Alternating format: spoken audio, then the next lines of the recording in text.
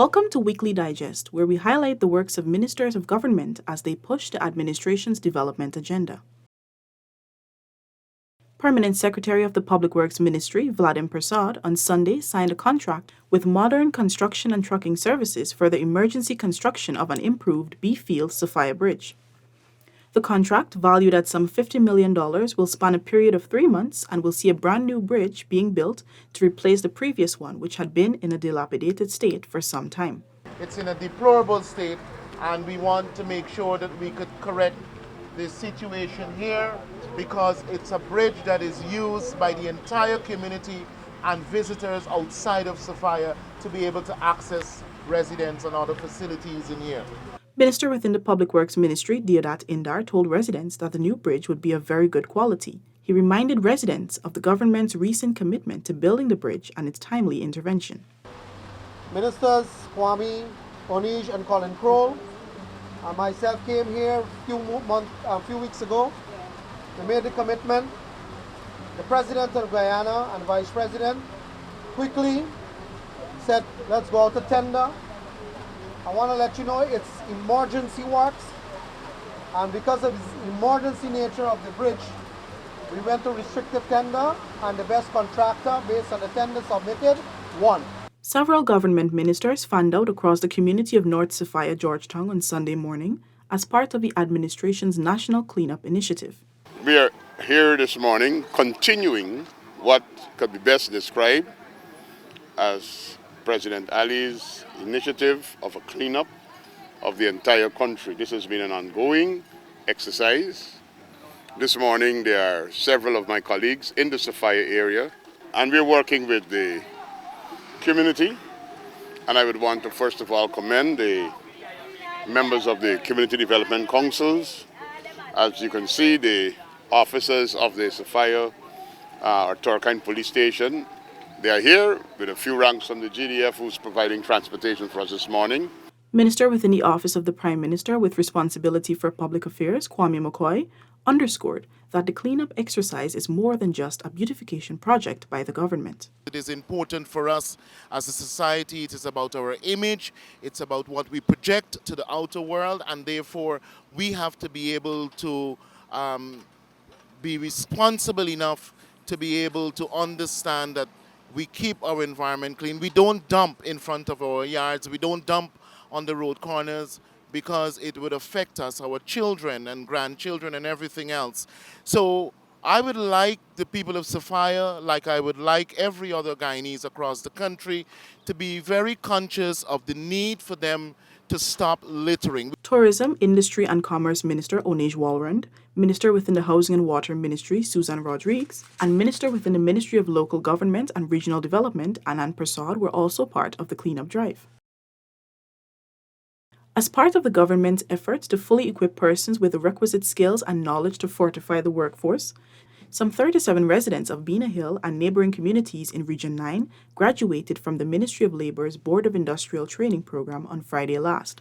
The ceremony was held at the Green Enterprise Center, Region 9.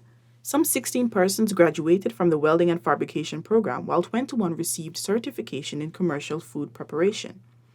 Labour Minister Joseph Hamilton, in delivering the feature address, reiterated that the approach is consistent with the government's manifesto commitment to giving Guyanese the opportunity to acquire lifelong skills.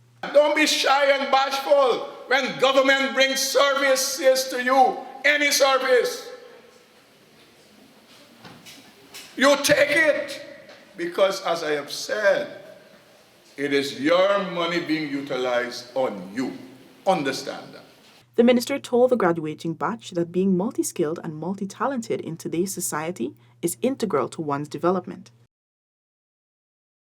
The National Assembly on Monday evening gave approval for government to utilize an additional $47 billion to further advance major transformation projects in various sectors across Guyana. The supplementary funding, which was successfully passed in the House, saw some $1.3 billion being allocated to the Office of the Prime Minister to cover additional costs incurred by power companies in Regions 1, 7, 8, 9, and 10. All of this monies that are requested under the Office of the Prime Minister is because of significant rise in fuel prices over the last year, And these power companies operate on subsidies, as you know, and the original subsidy that was planned under the voted provisions at the beginning of the year did not foresee that kind of market fluctuation. Everybody who lives in reality knows that these power companies, they buy fuel, and we have seen a 65% increase in the cost for fuel. The Ministry of Agriculture received an additional $3 billion to provide resources for operational expenses at the Guyana Sugar Corporation, GAISUCO, and the National Drainage and Irrigation Authority, NDIA. As you rightly mentioned, $1 billion has been allocated to GAISUCO for operating expenses, and those are expenses relating to the operation of these estates in terms of factories, rehabilitation of critical critical areas in the factory, rehab the plantation, the cultivation, just put new lands into cultivation. As a matter of fact, under the AP and UAFC, 23,000 hectares of land were abandoned by them with the closure of Wales, Rosal, Enmore, and Skellin Estate. We were able to put back approximately 2,000 hectares already under cultivation at Rosal. As part of the supplementary, the sum of $18.1 billion will be spent on upgrading drains and roads in more than 1,000 communities. The Human Services and Social Security Ministry was also allocated $24 million for the provision of additional resources to meet the dietary needs of children who receive services at state homes. Meanwhile, the National Assembly also approved over $2.9 billion in advances under the contingency fund. The House approved the sum of $1.7 billion that was spent for additional resources to support the Linden Electricity Company, Inc. in Region 10. As fuel went up on the world market, the supplier basically included that cost and passed it on to us. So there have been several increases, and this request was made to cover all the increases.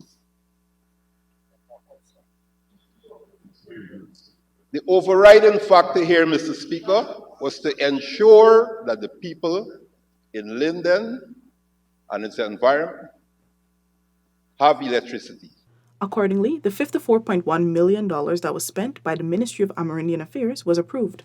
It accounts for over $5 million that was exhausted to host the National Tushaus Council Conference and $48.8 million for the hosting of the Amerindian Heritage Month activities.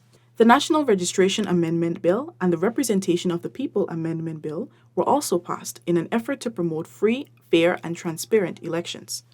Presenting both bills, Attorney General and Minister of Legal Affairs, Senior Counsel Anil Nandlal, said the two bills are important pieces of legislation as they seek to prevent a recurrence of the disastrous events immediately following the 2020 general and regional elections.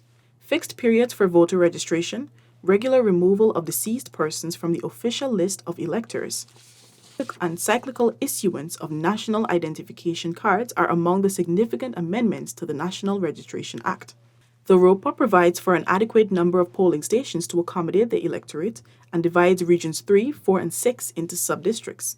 ROPA was supported by Minister of Home Affairs Robeson Ben, Deputy Speaker of the National Assembly Lennox Schumann, Minister of Public Service Sonia Parag, Member of Parliament Sanjeev Dattadin, Minister of Parliamentary Affairs and Governance Gail Teixeira, Minister of Natural Resources Vikram Bharat, and Minister of Agriculture Zulfikar Mustafa. The two bills are in keeping with the government's commitment to fostering inclusivity and transparency in the electoral process. Students of Rossignol Region 5 will no longer have to travel to Region 6 or Georgetown to pursue the Caribbean Advanced Proficiency Exam (CAPE) program. The program was officially launched by the Ministry of Education at the Rossignol Secondary School on Tuesday. This forms part of the government's efforts to provide equitable access to education across the country. Education Minister Priya Manikchand, during remarks, highlighted that this move aligns with the government's vision of ensuring every child across Guyana has access to education. The minister underscored that it was important that the CAPE program was brought closer to the students in the region who are desirous of pursuing the program. We have a burning duty in the education sector, and it's urgent, and it can be delayed, and it can be put off. We have to make sure we prepare each and every child, regardless of color, religion, geographic location, gender, income bracket from the homes they come, to be able to actively participate in this thriving Guyana we're going to build out. Massive infrastructural works are ongoing in the new Cummings Lodge housing development, which starts from Sophia, Greater Georgetown, and ends in the vicinity of Eccles on the East Bank, Demerara. Minister of Housing and Water Colin Crowell, during a visit to the area on Tuesday, said some $1.4 billion is being invested in developing the area. Among the works being undertaken include land clearing and creation of road networks, such as the Aubrey Barker Access Road.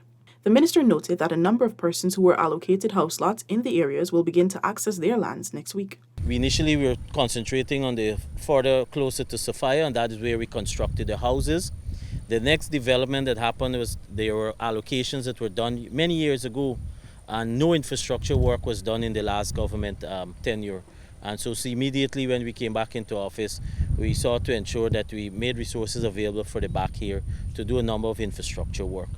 Some 700 house lots were allocated to residents through the Ministry of Housing and Water, Central Housing and Planning Authority's Dream Realized Housing Drive on Wednesday. The exercise was hosted at the Synthetic Track and Field Facility, Region 3. Delivering the feature remarks, Housing and Water Minister Colin Crowell stated that the government will continue to ensure it fulfills its commitments to the people. We have a government that understands the necessity of ensuring that we are able to respond to the plight of our people. You have a government that is caring, that is not only looking at your infrastructural needs, but also your social needs, and housing is one such. Meanwhile, Minister within the Ministry of Housing and Water, Susan Rodriguez, emphasized that the housing drive aims to ensure affordable homeownership to Guyanese across the country. As part of the government's commitment to provide affordable homeownership with the expanding housing sector, some 28 persons in Region 3 who have been pre-approved for the cement and steel housing subsidy will receive the materials within 2 weeks. Housing and Water Minister Colin Crowell made the disclosure on Wednesday at the ministry's Dream Realized Housing Drive in Region 3 at the Lenore Synthetic Track and Field Facility. So one can see within the next 2 weeks or as early as next week, vouchers being issued to those persons for them to uplift, depending on the type of infrastructure work they're doing, for them to uplift their cement, or in most cases, their cement and steel. Any person who owns land is eligible for the program as long as they have a development plan that has received pre-approval. Persons constructing homes for $6 million or less are eligible for steel and 1 sling of cement for the foundation. Homes that cost more than $6 million and up to $25 million will receive 2 slings of cement. The Ministry of Home Affairs, in partnership with GTT Mobile Money Guyana, MMG, launched its mobile payment services for the General Register Office, GRO, and Immigration Support Services. This payment platform will allow online applications and payments for services such as birth certificates, work permits, and extensions of visas from the convenience of the home or anywhere on electronic devices. Minister of Home Affairs Robeson Ben expressed the need to add more services. I'm pleased that we are finally at this point when we took office. Originally, the first few things we thought of in terms of providing more efficient, more efficacious service to the public was putting more and more things online, because we recognized that people were taking a lot of time and a great deal of effort, particularly those who come from far off places in Guyana. You know how large our country is. Some 100 men from the joint services received training through the Ministry of Human Services and Social Security's Community Advocate Network on Wednesday. The training forms part of the ministry's efforts to eradicate gender-based violence against women and girls as 16 days of activism continues. Human Services and Social Security Minister Dr. Vindhya Prasad said the training will aid the members of the joint services to be more efficient as they carry out their duties. Here they're going to go through a day where they will become ambassadors or advocates within the community advocate network. So they will learn about all the services that deal with violence. They will understand their role and responsibilities as policemen and members of the defense forces and the prison services when it comes to responding, being more efficient and prompt in their response, and also the way they ought to conduct themselves in that response. The officers will receive training on the introduction to gender and masculinity, information on the 914 hotline, the legal pro bono initiative, anger management, information on the ICANN manual, trafficking in persons, and the Child Care Act. As the National Insurance Scheme, NIS, continues to make aggressive steps towards resolving several of its age-old issues countrywide, the agency was successful in its second phase of outreaches in Region 6. Senior Minister in the Office of the President with responsibility for finance, Dr. Ashley Singh, led a team to the ancient county at the weekend, where a number of issues were resolved on spot. Our objective is to address all of the frustrations that anybody might have, whatever your problems might be. This is, of course, part of our broader effort as a government to try to improve the quality of service that we provide, our institutions provide to people. He stated that while the exercise was extremely productive and most persons were assisted, there are still a number of issues which have to be assessed at the head office. It's not going to happen overnight, but our government and our president are very impatient that not only do we clear up the backlog of problems that we inherited when we came into office, but that we also address the institutional weaknesses that need to be addressed to ensure that going forward, these problems become fewer and ultimately, are eliminated. As the government continues to prioritize the production of coconut in Guyana, the Brazilian green dwarf coconut variety was launched on Wednesday at the Hope Estate Nursery, East Coast, Demerara. This is a joint effort of the Ministry of Agriculture's Hope Coconut Industries Limited and the Caribbean Agriculture Research and Development Institute. Agriculture Minister Zulfikar Mustafa, in delivering remarks, stated that the government remains keen on coconut production. To date, Minister Mustafa highlighted that $1.5 billion was earned from the export of coconut and its byproducts. As such, the government will continue to inject large budgetary allocations in the agriculture sector. We have heard that coconut production and coconut in our country has become the third most important crop. But over the next few years, you will see many, many more important crops coming in place than what we used to know of. You will see in another 3 years from now, Guyana will be self-sufficient in producing all its corn and soya for the livestock industry. What we have been doing over the last 2 years, we have been working with the private sector and other counterpart to produce more value-added products. We are looking to develop all the husks, the shell, the meat, the coconut water, so that we can have a total package coming out of Guyana. Residents of Masakanari Guns Village in Region 9 will benefit from quality healthcare with the introduction of the telemedicine clinic in the community.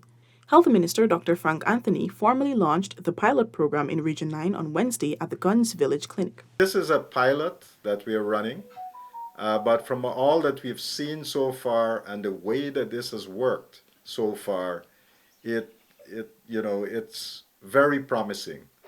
And the team at Georgetown Hospital is going to be available to support the community health workers.